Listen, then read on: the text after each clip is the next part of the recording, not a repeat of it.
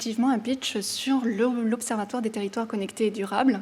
Je ne vais pas vous faire une présentation complète de l'Observatoire qui nécessiterait plus de 15 minutes, mais pour autant vous présenter la démarche, c'est la deuxième édition qui sort, vous présenter la démarche que l'on a mise en place depuis 2 ans maintenant et réfléchir ensemble sur là où on pourrait aller ensuite. Donc effectivement, 2 années, 2 observatoires différents, et je vais vous en présenter les grandes lignes. L'année dernière, nous avons présenté donc cette première étude aux côtés de la FNCCR et de la Banque des Territoires.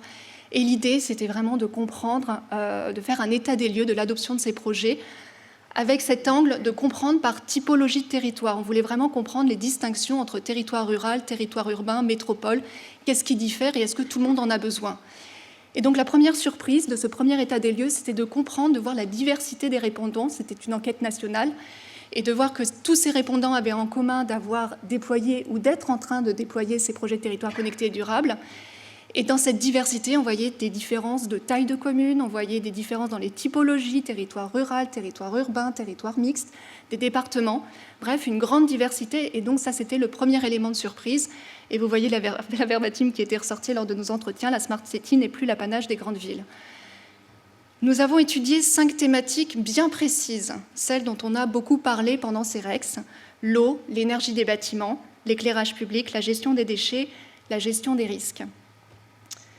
Et donc ce qui nous a intéressés, et je vous en montre un extrait, mais vous pourrez télécharger tout ça bien sûr.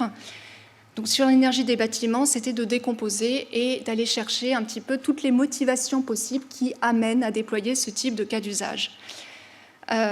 Donc l'énergie des bâtiments, et on a répertorié un certain nombre de motivations possibles.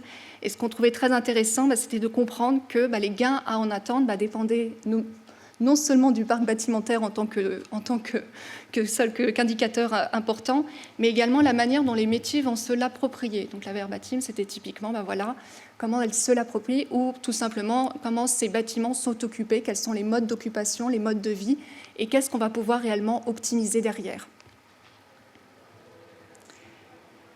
Donc ce premier observatoire présente quatre grandes parties, donc les cas d'usage en tant que tels, et on a essayé de comprendre le niveau de maturité. Donc sur ces principaux cas d'usage, et vous l'avez entendu aujourd'hui, oui, il y a un grand niveau de maturité, on sait pourquoi on les met en place, et les technologies répondent bien à ces besoins. On a fait une petite excursion du côté des plateformes de données, c'était nouveau, et donc comprendre un petit peu où on en était et est-ce qu'on s'y retrouvait dans toutes ces plateformes de données. Là encore, Loïc Laï, hier, vous a présenté un avancement assez éclairant, mais qui montre qu'on a encore besoin de gagner en lisibilité sur les plateformes de données. La mise en œuvre des projets, on a pu constater, parce qu'on avait déjà eu une grande étude sur le sujet, que nous n'avions pas fait en propre, mais on a vu que les choses allaient très très vite, que les sujets de gouvernance étaient de plus en plus clairs. Et le sujet des données, on en a reparlé un tout petit peu, mais c'était assez récent qu'on entende parler de données utiles. Auparavant, on n'entendait pas parler de données utiles, de données pragmatiques. Donc on voyait bien qu'il y avait une évolution des discours dans le cadre de cette étude. Et bien sûr, très très important, cette étude s'attardait sur le sujet des offres, des structures de mutualisation. Donc on mettait bien l'accent sur le fait qu'on voyait l'essor des structures de mutualisation sur les projets territoires connectés et durables. Donc ces collectivités qui déploient des infrastructures, des services et les mettent à disposition d'autres collectivités. Donc on voulait vraiment accompagner cette nouvelle dynamique et montrer à quel point elle était importante pour l'adoption des projets sur tous les territoires, étant donné qu'on avait bien vu l'importance d'accéder à ces projets et que ça pouvait répondre à des besoins différents en fonction des typologies de territoire. Cette année, on a poursuivi sur les 5 mêmes thématiques. Donc, on retrouve ces petits. Mais cette fois-ci, ce qu'on a voulu faire, c'est passer de l'étude qualitative à une étude un peu plus chiffrée, avec un objectif ambitieux, c'était de, justement, après avoir compris les motivations et donc évaluer les gains possibles, de faire une analyse de chiffrage de ces impacts, coûts-bénéfices, sur tous les aspects possibles, économiques, environnemental, social, à horizon de 10 ans à l'échelle nationale. Donc évidemment, c'est une analyse macro, on n'est pas dans la finesse des projets.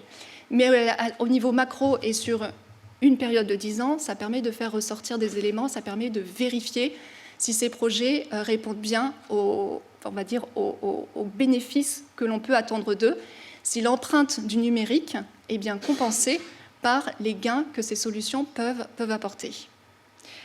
Vous retrouvez donc l'eau avec la télérelève à l'abonné. On a été obligé d'affiner un petit peu pour ne pas se perdre dans l'étendue des cas d'usage.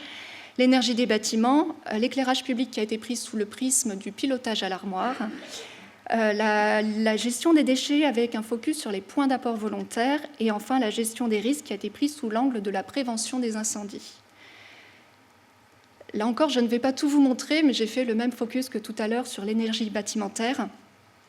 Les hypothèses sont étayées, les hypothèses marché. On imagine qu'on est à quel taux d'adoption avant chiffrage et jusqu'à quel taux d'adoption on imagine d'ici 2035. Les hypothèses sur les gains sont détaillées également. Donc là, de manière générale, 10% de gains énergétiques ont été chiffrés, ce qui reste une tendance raisonnable. Ça peut être beaucoup plus, on le sait, en fonction des bâtiments, et beaucoup plus si les taux d'occupation sont réellement, on va dire, si l'énergie, la consommation est réellement ajustée au comportement des bâtiments. Et donc les résultats, vous le voyez, coûts, bénéfices, et puis la somme, et on a vraiment mis l'accent sur le fait de mettre les chiffres économiques, les chiffres environnementaux, et puis les indicateurs sociaux, même si on ne peut pas les chiffrer, les mettre au même niveau pour avoir vraiment, pour avoir, on va dire, une vue globale et de décider de la pertinence ou non d'un projet en ayant l'ensemble des indicateurs donc sur ce cas d'usage.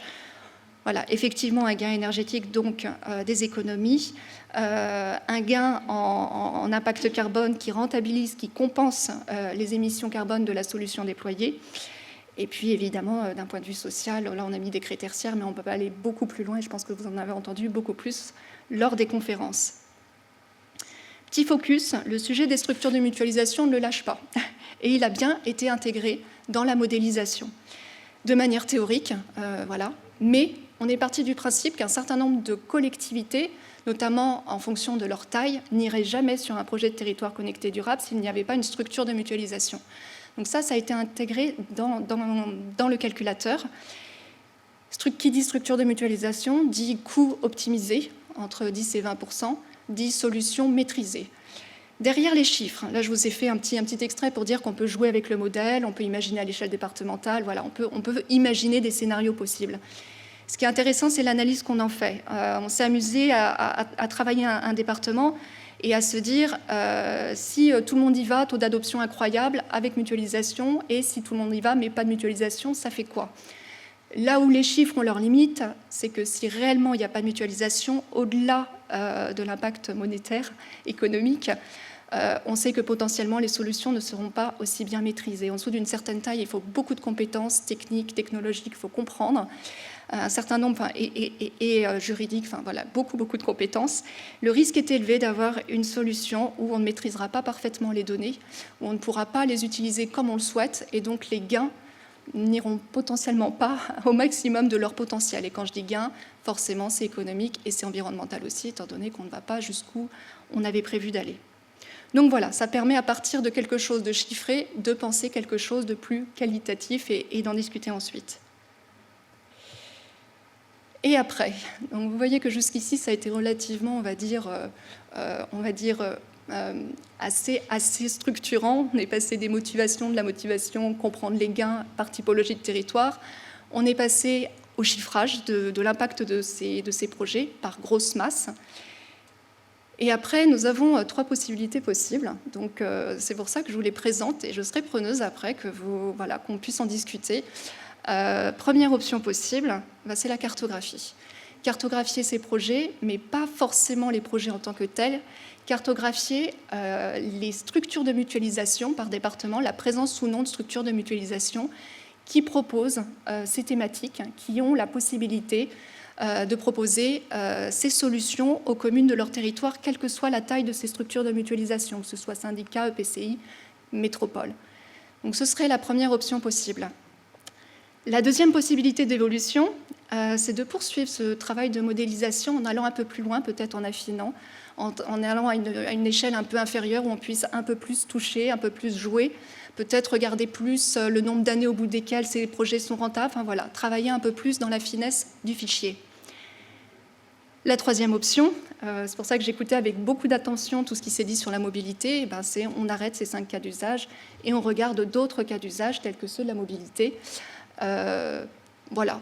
Après, ce que j'ai pu entendre au cours des derniers témoignages, c'est que chiffrer la mobilité et l'étendue des cas d'usage et à quel point c'est impacté par les politiques de mobilité des villes et de plein d'autres facteurs, cela me semble un vrai challenge. Mais pour autant, voilà, je suis disponible pour en discuter à l'heure du déjeuner. Je vous remercie.